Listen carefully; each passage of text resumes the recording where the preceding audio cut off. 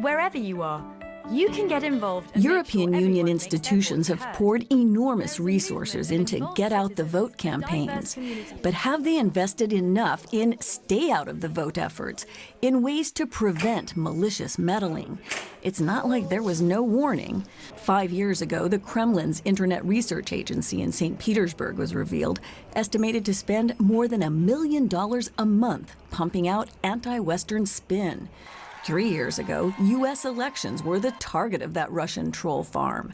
Yet the European Commission waited until just 6 months before the European Parliament elections to launch its action plan against disinformation. We should have been doing much more. Jakub Kalinski spent 3 years in the European Commission's East Stratcom Task Force, a communications unit created in 2015 to counter Russian efforts to smear the EU.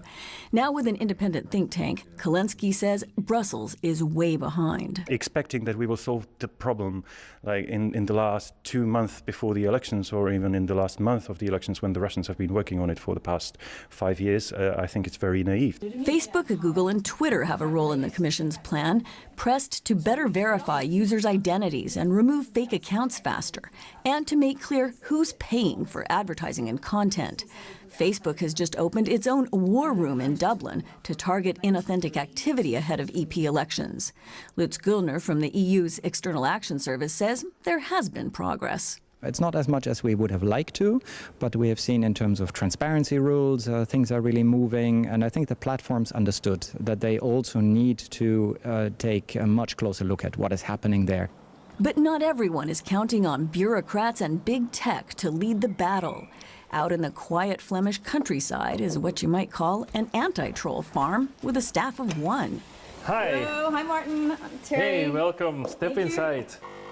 Martin Schenk debunks false online stories on his own website, leadstories.com, and also as part of Fact Check EU, a collaboration of European media outlets working to keep the record straight ahead of the elections.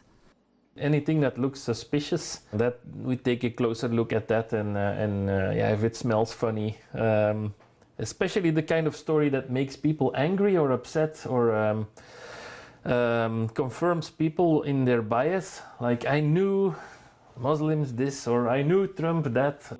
After Schenk brands fake content with a big red banner on his website, he also formally notifies Facebook, which immediately reduces the item's visibility in its news feeds. Schenk is convinced even small doses of disinformation can be dangerous for democracy.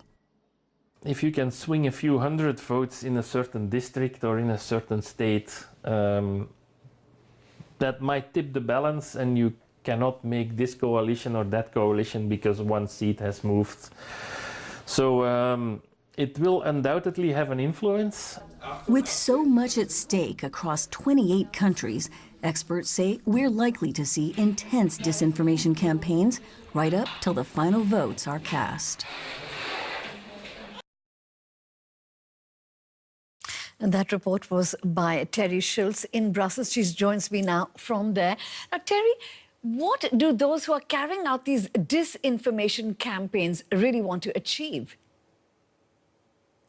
All they really need to do is to sow distrust and to make people doubt what they know, to make them uncertain about their leaders, their communities, the media.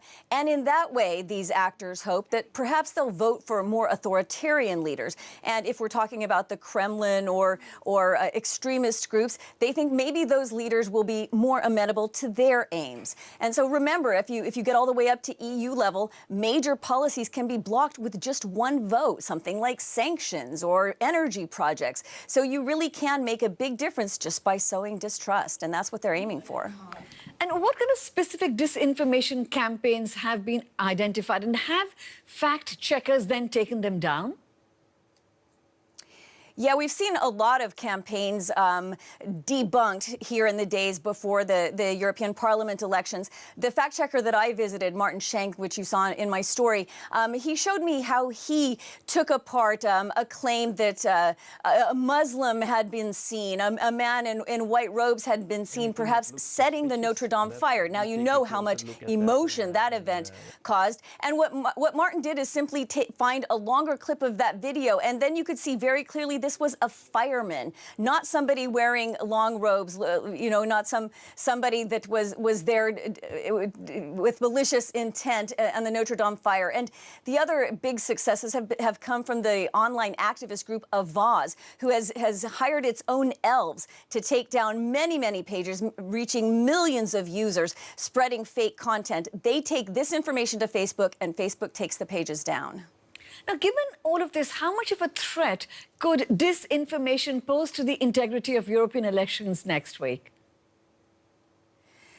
Well, the European Union institutions have been warned for years that these elections have a huge bullseye on them. And who could blame the bad actors? You've got 28 countries, 750 seats, very powerful positions. Of course they're going to try to meddle. But it therefore begs the question of why they waited until 6 months before this vote to launch their disinformation plan, counter-disinformation plan.